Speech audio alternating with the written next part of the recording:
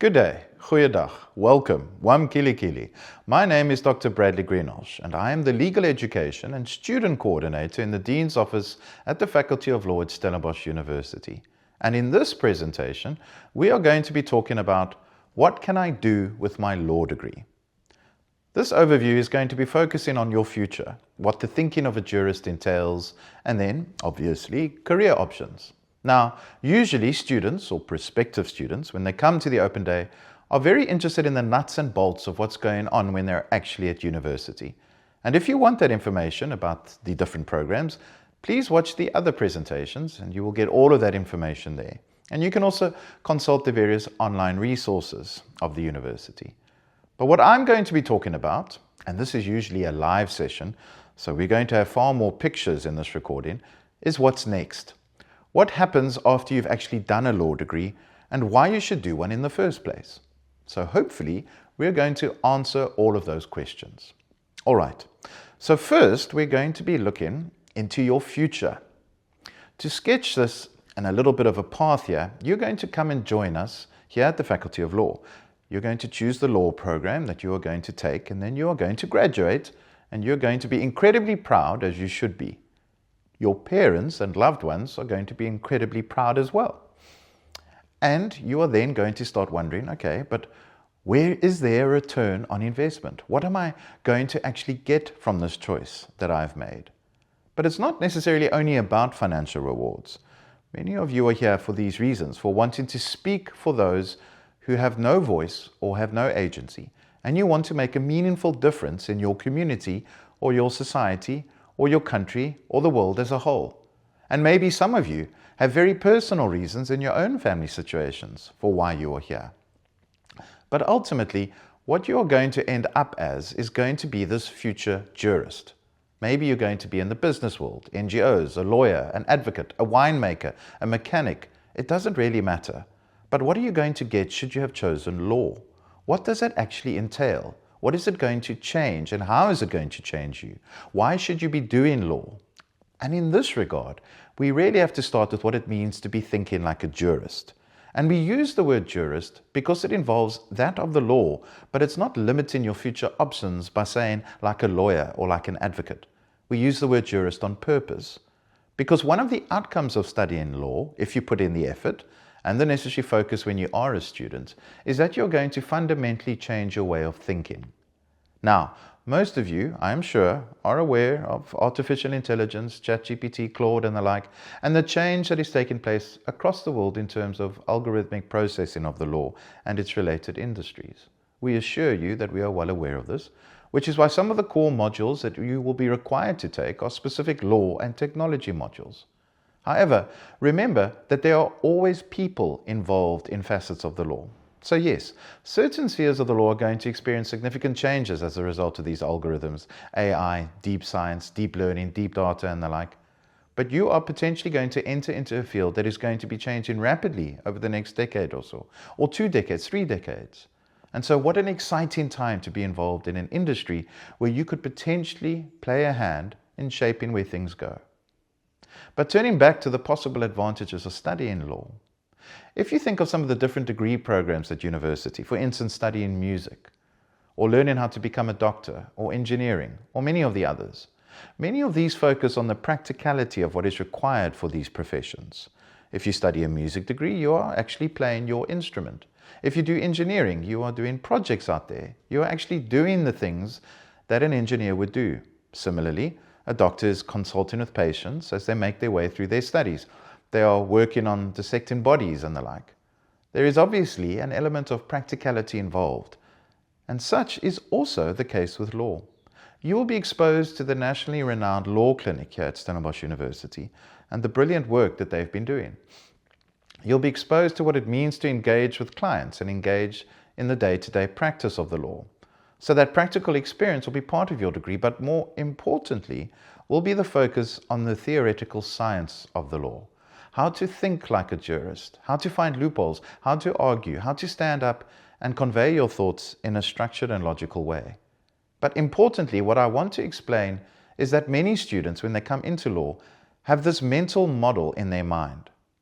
I think that's a parrot. I'm not sure, but I'm going to claim It is a parrot. Have a look. It's playing a game, or it's learning to. It's parrot learning.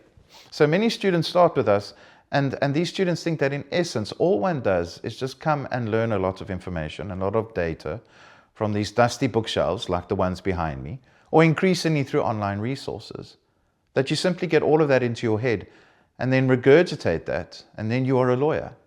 Now, I'm not going to pretend that there's not going to be a lot of memorization in certain parts of your modules, but it is the process of listening to your lecturers explain things, you doing the reading, of working out how to synthesize the essence of what is being said in a law case, and how to combine that with the information being given in your lectures.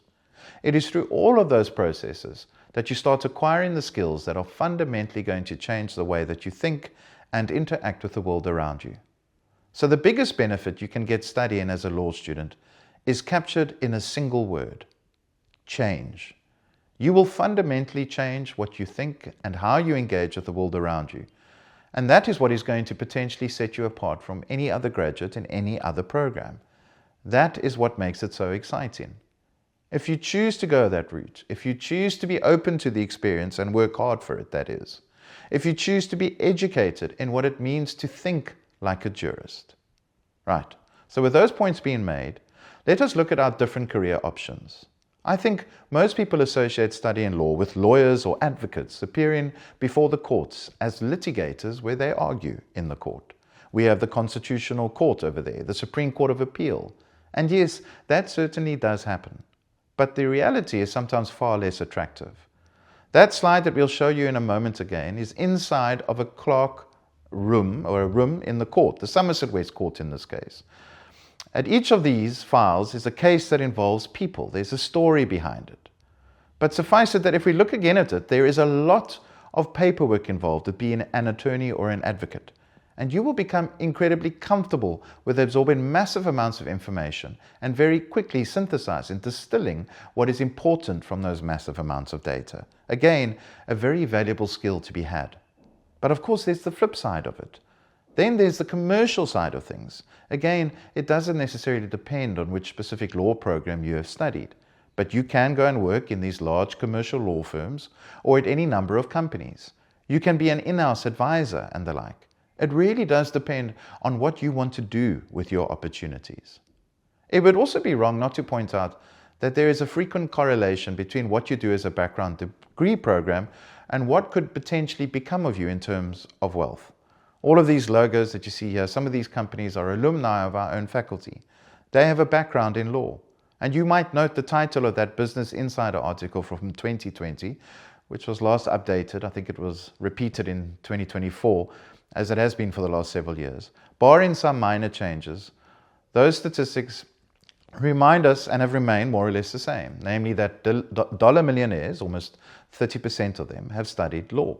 Now, this is not to suggest that merely by virtue of the fact that you do a law degree, that you are going to make massive amounts of money.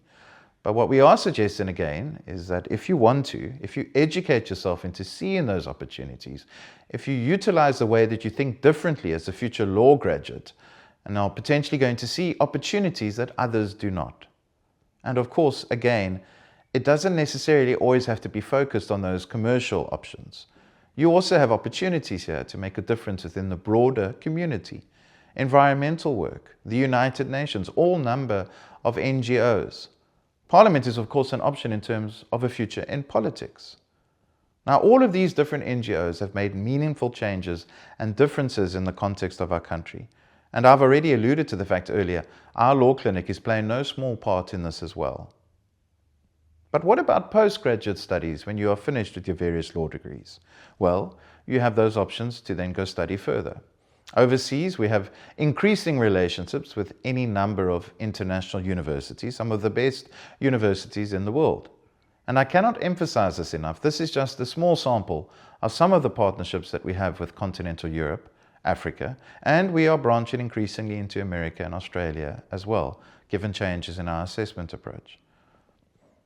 Now, after that, what about then other international options? We are always asked, whether or not you can go and study overseas with a law degree or work overseas with that law degree?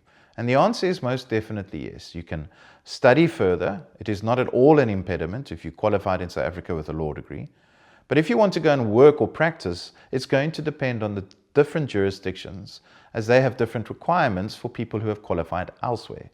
It's exactly the same in terms of any other jurist trying to come and work here. The individual legal systems and the way that they're approached, your thinking as a jurist is still the same.